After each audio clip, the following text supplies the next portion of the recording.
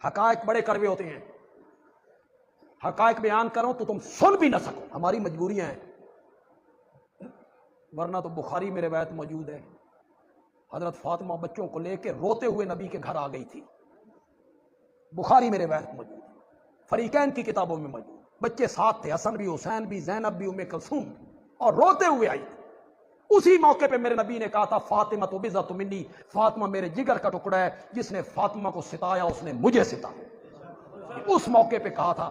انہوں نے مصیبت یہ ہے کہ میں جب یہ بیان کرتا ہوں تو نیچے کمنٹ میں لوگ کہتے ہیں دشمن علی ہے، میں حقیقت بیان کرتا ہوں وہ کہتے ہیں دشمن علی ہے، بغض اس کے دل میں اہل بیت کا، اور پھر وہ نیچے لکھتے ہیں لعنات بر دشمنان اہل بیت، لعنات بر دشمنان علی، بر دشمنان اہل بیت، لعنات بر دشمنان علی۔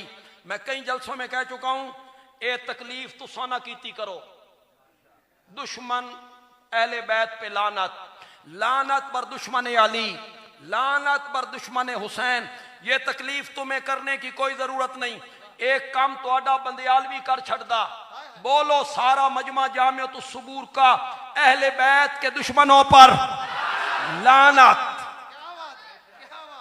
حضرت علی کے دشمنوں پر لعنت، اہل بیت سے بغض رکھنے والوں پر لعنت، حسنین کریمین کے دشمنوں پر لعنت، ازواج مطہرات کے دشمنوں پر لعنت، صحابہ کے دشمنوں پر۔ جب اہل بیت اطہار پہ کوئی بھونکتا ہے، ملک کی انتظامیہ کو کوئی ان کے کان پہ جونک تک نہیں رینگتی، اور کوئی صحابہ کی گستاخی کرے بھی نہ، اس پر ایف آئی آر ہو جاتی کہ گستاخی ہو گئی، گستاخی ہو گئی۔ اس کا مطلب ہے کہ صحابہ کے لیے ان کا معیار اور ہے، اہل بیت کے لیے ان کا معیار اور ہے۔ یہ ہے اس ملک کی حالت۔ میں آپ کے سامنے 3 ایف آئی آر لے کے بیٹھا ہوں، اور میرے سر پہ قرآن رکھو، کسی کی گستاخی نہیں کی، قرآن پڑھا ہے، حضور کا فرمان پڑھا، ہو سکتا ہے اس گفتگو کو بھی کہیں گے گستاخی ہو گئی، میں کوئی گستاخی کر رہا ہوں؟ یہ جو بدعت و منی ہے نا، بدعت و منی، بس کلوزنگ کرنے لگا ہوں، پریشان نہ ہوں، یہ جو بدعت و منی ہے، ایک روایت میں حضور نے فرمایا فاطمہ تو مدغۃ منی، جو ادھر سادات بیٹھے ہوئے ہیں ان میں کہ میں قدم چوم کے یہ نقطہ بڑا خاص سمجھانے لگا ہوں آپ کو، فاطمہ تو مدغۃ منی۔ امام احمد بن حنبل یہ حدیث لے کے آئے، مدغہ، what is the definition of مدغہ؟ مدغہ کیا ہے؟ فاطمہ میرا مدغہ ہے۔ سورہ حج کی آیت نمبر 5 پڑھیں، اللہ نے رحم مادر میں بچے کی جو پرورش کا پروسیس ہے اس کو بیان کیا۔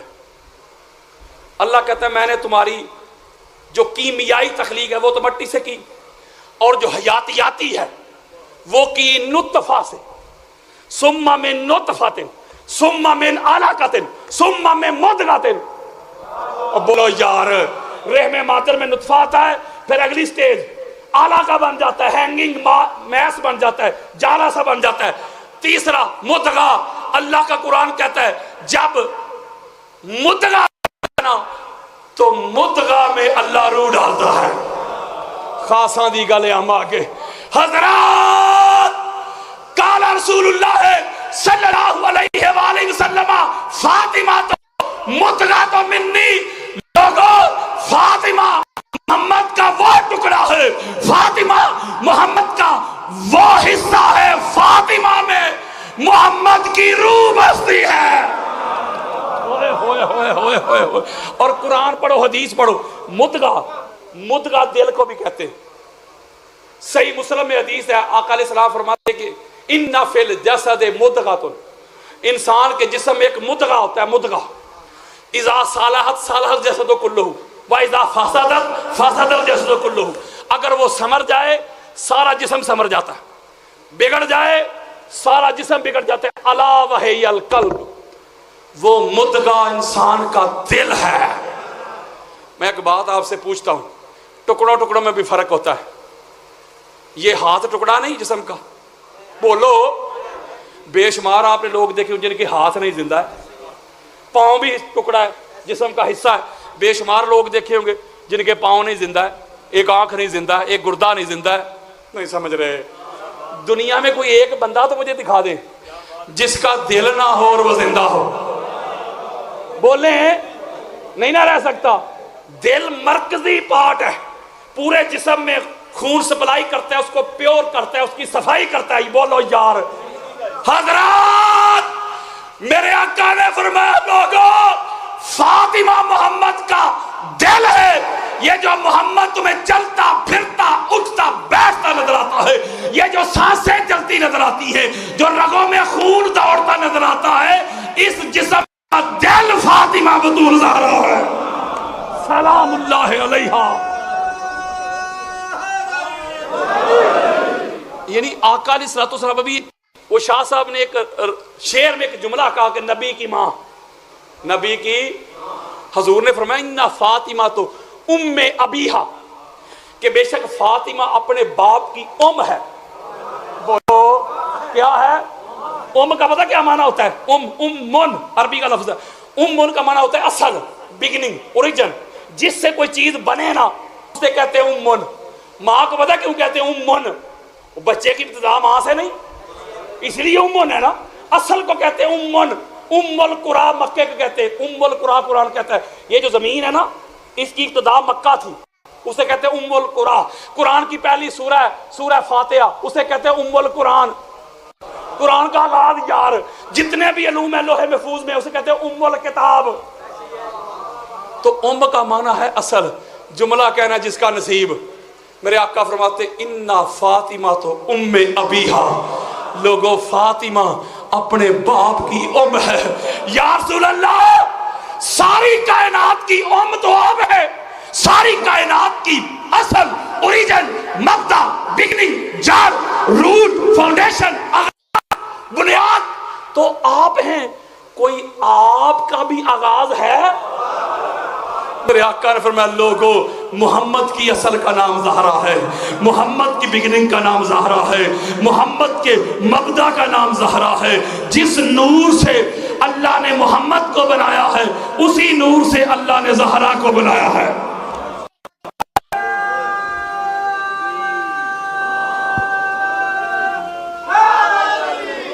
اب اگلا نقطہ, اس کا مطلب ہے حضور بن کے کل, حضور بن کے کل, حضور بن کے کل. یہ دیگر جو ہیں بی بی پاک, مولا علی, حسنین کریمین 14 کے 14, 13 بن کے اس کل کا جز. چلو میں حدیثیں پڑھ دیتا ہوں. فاطمہ تو بدا تو منی, فاطمہ اسی کل کا ٹکڑا. علی منی مانا من علی, علی مجھ سے میں علی سے. الحسن والحسین منی مانا منہما, حسن حسین مجھ سے میں حسن حسین سے.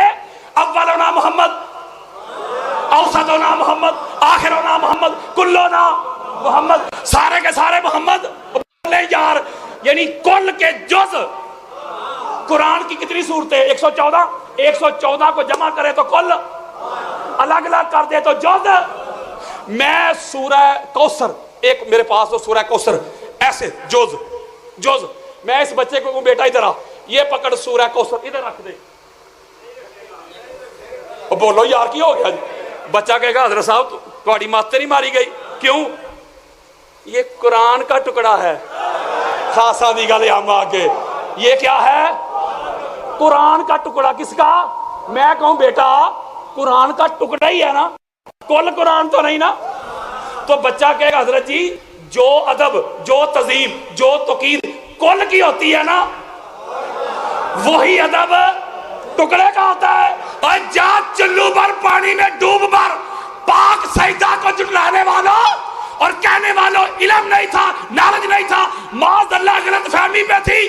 تیرے یہ جملے پاک زہرا پہ نہیں پاک محمد میں ہے. ہوئے ہوئے ہوئے ہوئے ہوئے, کیونکہ پاک سیدہ تو جز ہے حضور کا. اب اگر بی بی پاک کے پاس کوئی علم نہیں نا تو یہ تو معاذ اللہ بے ادبی حضور کی ہو رہی ہے. نہیں سمجھ رہے؟ اگر آپ کہتے ہیں ان کے پاس علم ہی نہیں تھا تو سمجھ لے کہ حضور کے پاس نہیں تھا, ان کا حق نہیں بنتا تھا. تو آپ حضور کو کہہ رہے ہیں حضور کا حق نہیں بنتا تھا. ان کو حدیث کی خبر ہی نہیں تھی معاذ اللہ, آپ کہہ رہے ہیں حضور کو خبر نہیں تھی.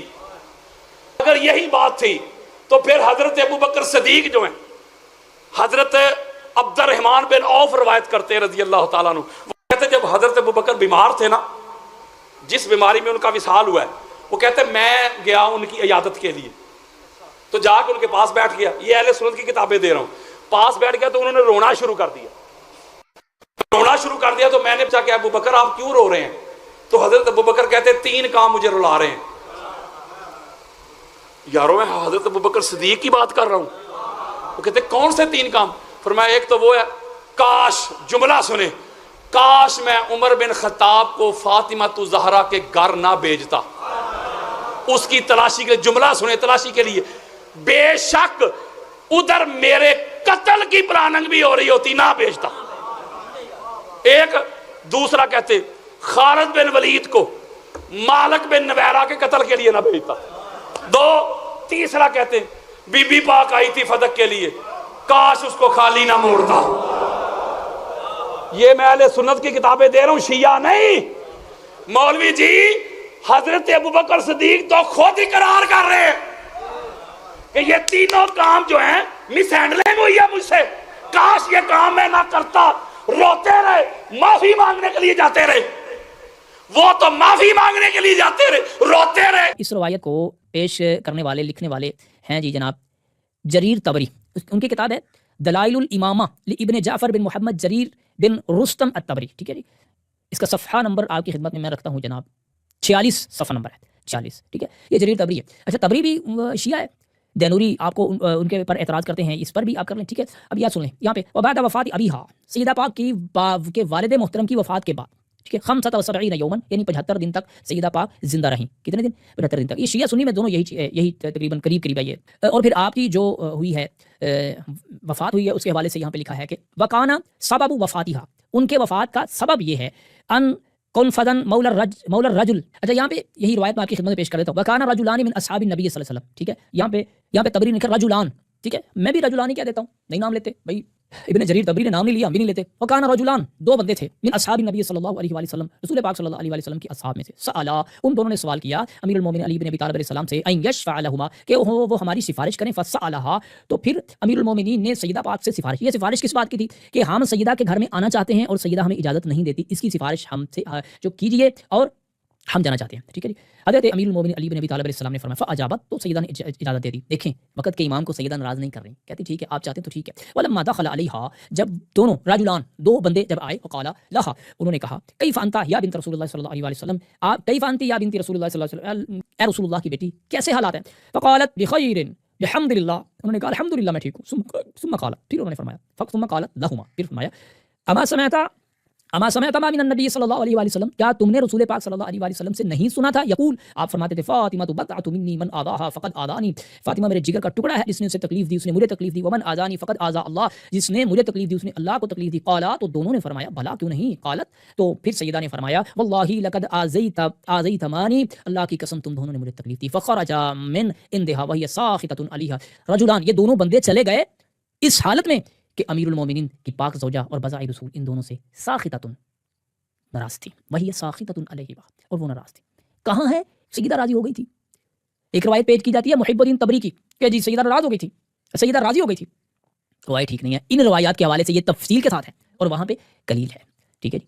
یہ ہے جی میں نے آپ کی خدمت میں 2 روایات رکھی ہیں، اور پھر ہم اگر صحیح بخاری، صحیح مسلم اور دیگر معتبر ترین کتابوں کو دیکھتے ہیں تو اس میں یہ بات موجود ہے کہ حضرت سیدہ فاطمہ الزہرا سلام اللہ علیہا حضرات شیخین سے ناراض رہیں، اتنی دیر تک ناراض رہیں کہ آپ فوت ہو گئیں، یہاں تک کہ جنازے میں آنے کی بھی ان دونوں حضرات رجلان کو اجازت نہیں تھی۔ یہ بات اہل سنت کی معتبر ترین کتابوں میں موجود ہے۔ اللہ سے دعا ہے اللہ مجھے اور آپ کو سمجھنے کی توفیق عطا فرمائے۔ وآخر دعوانا الحمدللہ رب العالمین۔